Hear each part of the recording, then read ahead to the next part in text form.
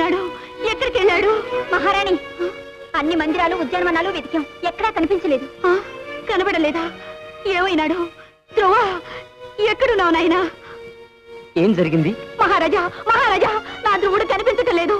రాజప్రాసాదంలో ఇంతమంది పరివారం ఉండి కూడా నా బిడ్డ ధర తెలుసుకోలేకపోయారా? నా ధ్రువుడు కనిపించటం లేదు.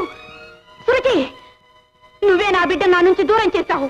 నీ వల్లే నా బిడ్డ అడుగులు పాలయ్యాడు. ప్రాణ సమానమైన హృదయేశ్వరుణ్ణి నీకు అప్పగించానే, కృతజ్ఞురాలా? అందుకు చేసే ప్రత్యుపకారం ఇదేనా?